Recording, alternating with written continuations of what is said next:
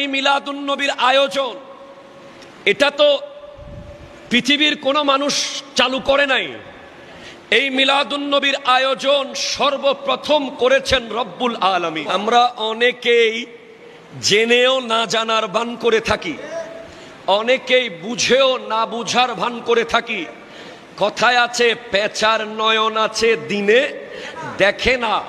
মিলাদুন নবী যে কোরআনুল কারীমে মিলাদুন নবীর আলোচনা হয়েছে সূরা আলে ইমরান শরীফের 81 নম্বর আয়াতে, আমার আল্লাহ যেই প্রোগ্রামের আয়োজক, যেই প্রোগ্রামের সভাপতি খুদ লা ইলাহা ইল্লাল্লাহ, যেই প্রোগ্রামের মূল প্রধান অতিথি বানিয়েছেন আমার দয়াল নবীকে, আজকের এই প্রোগ্রামে জামেয়ার আশেপাশে যারা আছেন, নাজিরপাড়ার যারা অধিবাসী আছেন, বিবিরহাটের যারা মানুষ আছেন, সবার আশা বাধ্যগত নয়। যার মন চেয়েছে উনি এসেছেন, কারো বাধ্যগত নয়। যার নসিবে আছে উনি এসেছেন, যাকে আল্লাহ কবুল করেছেন উনি এসেছেন। আর ওই মিলাদুন নবী যেটা রু জগতের মধ্যে হয়েছে যেই প্রোগ্রাম, ওখানে সমস্ত নবীদের আশা বাধ্যগত ছিল। রু জগতে সমস্ত আম্বিয়ায়ে কেরাম রুহানি ভাবে উপস্থিত ছিলেন। রব্বুল আলামিন বয়ান দিচ্ছেন, আমার দয়াল নবীকে স্মরণ করিয়ে দিচ্ছেন। ওয়াইজ আই উজকুর, হাবিব আপনি স্মরণ করুন, আখাযাল্লাহু মিসাকান নবিয়িনা, যখন আল্লাহ নিয়েছেন ওয়াদা নবীদের কাছ থেকে, লামা আতাইতুকুম মিন কিতাবিন ওয়া হিকমা, আমি তোমাদেরকে যদি কিতাব দেই, হিকমত দেই, কিংবা কিতাব দেব, হিকমত দেব, সুম্মা জাআকুম রাসূল, সুবহানাল্লাহ বলো। আমার নবীর ব্যাপারে আল্লাহ নবীগণ থেকে ওয়াদা নিচ্ছেন, আপনাদেরকে এমন শান দেওয়া হবে, কিতাব দেওয়া হবে, হিকমত দেওয়া হবে, উম্মত দেওয়া হবে, আপনাদের পেছনে আপনাদের শানের পতাকা পতপত করে উড়বে।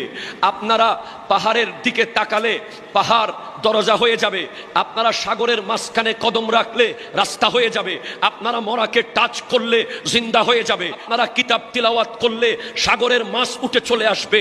আপনাদেরকে এত শান দেওয়া হবে। সুম্মা জাআকুম রাসূল, অতঃপর এমন এক রাসূলের আগমন হবে, এমন এক রাসূল আসবে তোমাদের প্রতি, এমন এক রাসূল আসবে, শানওয়ালা রাসূল, আজমতওয়ালা রাসূল, রিফাতওয়ালা রাসূল, যিনি আকাশের দিকে ইশারা করলে চাঁদ দুটুকরো হয়ে যাবে, যিনি সূর্যকে ইশারা করলে আবার উঠে যাবে, যার হাত দিয়ে ঝর্ণার পানি বয়ে যাবে, যিনি শাফাত করবেন, তিনি যা চাইবেন তা হয়ে যাবে, তিনি হবেন মালিক ও মুখতার। এমন আজিমুশ শান রাসূলের আগমন হবে। কেন হবে? মুসাদ্দিকুল লিমা মাআকুম, আপনাদেরকে যা দিচ্ছি সেগুলো সত্যায়ন করবেন উনি। উনি কি করবেন? সত্যায়ন করবেন, অ্যাটেস্টেড।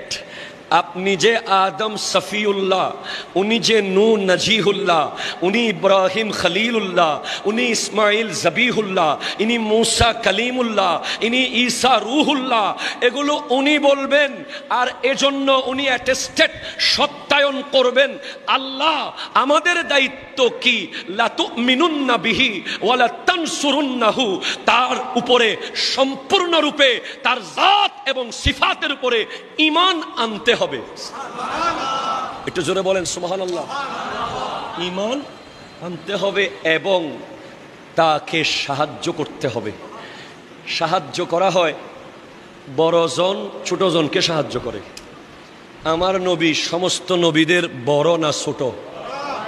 আশার দিক থেকে পরে হলেও শানের দিক থেকে আমার নবী শ্রেষ্ঠ। আমার নবী শ্রেষ্ঠ বলেই উম্মত শ্রেষ্ঠ। একটা হাদিস শুনলে আপনাদের কলিজা ঠান্ডা হয়ে যাবে। যারা আজকে নবীজির মিলাদ করতে গরিমসি করছে, তারা যদি এই হাদিসটা একটু শুনতো। মাজমাউজ জাওয়ায়েদ কিতাবের মধ্যে আল্লামা নুরউদ্দিন হাইসামি রহমতুল্লাহ আলাইহি এই হাদিস কোট করছেন। হযরত ওমর ফারুক আযম রাদিয়াল্লাহু তাআলা আন থেকে বর্ণিত হাদিস। নবীজি বলতে লাগলেন, ইরশাদ করতে লাগলেন, ইন্নাল জান্নাতা হুররিমাত আলাল আম্বিয়ায়ে কুল্লুহুম হাত্তা আদখুলাহা, জান্নাত সমস্ত নবীদের উপরে হারাম যতক্ষণ পর্যন্ত আমি মুহাম্মদ জান্নাতে প্রবেশ করব না। ওখানে আমার নবী ক্ষান্ত হয়ে যাননি, আমার নবী সেখান থেকে আরো সামনে গিয়েছেন। ১৫০০ বছর আগে আমার নবী এই মানুষগুলোর কথা ভুলে যাননি। আমার নবী যুগে যুগে নবীর প্রেমিকদের কথা ভুলে যাননি বলে নবীজি ইরশাদ করছেন, ওয়া হুররিমাত আলাল উমামে হাত্তা তাদখুলাহা উম্মতি।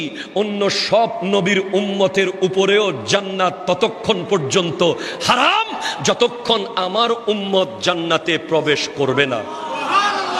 আপনি অন্য কোন নবীকে দেখাতে পারবেন না যিনি উম্মতকে এরকম গ্যারান্টি দিতে পেরেছেন, একমাত্র আমার নবী পেরেছেন।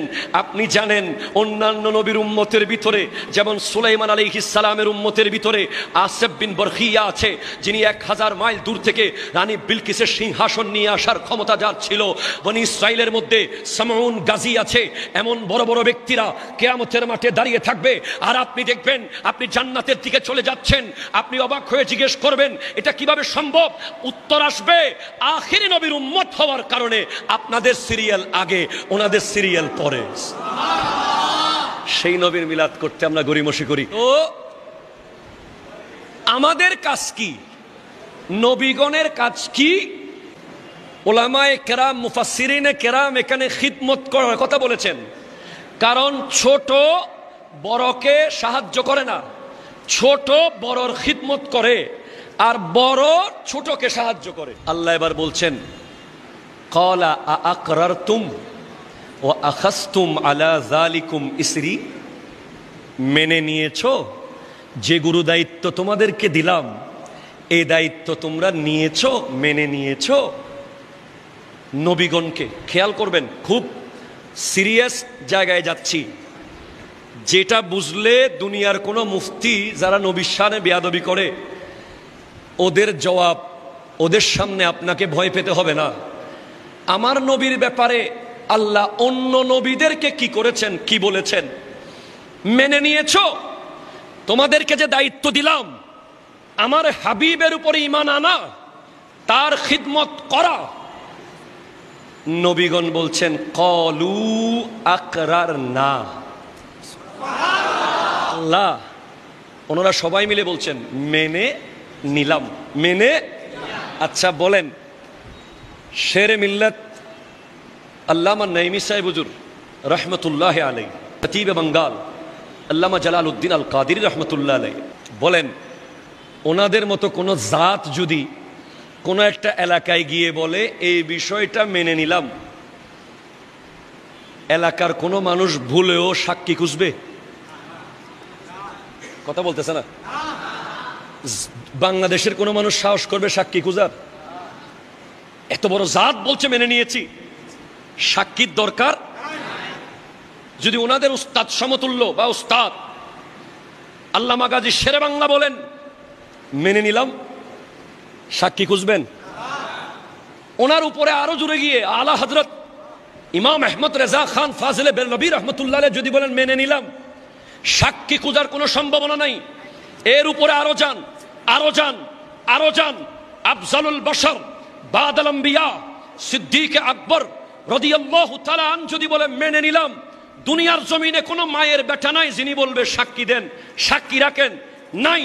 ওনারও উপরে যাদের মকাম আম্বিয়া আলাইহিমুস সালাম, ওনারা বলছেন মেনে নিলাম। আল্লাহ বলছেন ফাশহাদু। একটু জোরে বলবেন না আপনারা সুবহানাল্লাহ? বলতেছে সাক্ষী হন, একে অপরের সাক্ষী থাকেন, সাক্ষী থাকো। তোমরা যে মেনে নিয়েছো আমার এই দায়িত্ব, এই কথা, একে অপরের সাক্ষী হয়ে যাও। ওনারা নবী, নবীগণ মাসুম, নবীগণের কোনো দোষ নাই, ঠিক কিনা বলেন না? ওনারা সমস্ত দোষ ত্রুটি থেকে পাক এবং সাফ। এরপরেও আল্লাহ বলছেন ফাশহাদু, একে অপরের সাক্ষী হয়ে যাও। আল্লাহ সাক্ষী হলাম, এবার তো হলো, একে অপরের সাক্ষী হলেন। আল্লাহ বলছেন না, এটা তো হাবিবের ব্যাপার, আরো মজবুত করতে হবে। হাবিবের ব্যাপার সেপার, অন্য কারো হলে যেমনে এমনে চলে যেত, এটা হাবিবের ব্যাপার। ওয়া আনা মাকুম মিনাশ শাহিদিন, আমিও তোমাদের সাথে সাক্ষী হলাম। একবার বলে তোমরা সাক্ষী হও, সাক্ষী হয়েছে, এরপরেও ছাড় নাই। ওনারা সবাই নবী, বলে আমিও সাক্ষী, কারণ এটা অন্য কারো ব্যাপার নয়, এটা হাবিবের ব্যাপার। এরপরে আল্লাহ যেটা বললেন এটা আমাদের পক্ষে বলা সম্ভব নয়। আল্লাহ বলেই বলতে পেরেছেন, নবীদেরকে খালেক বলে বলতে পেরেছেন, ফাইন তাওয়াল্লা বাদা যালিকা ফাউলাইকা হুমুল ফাসিকুন।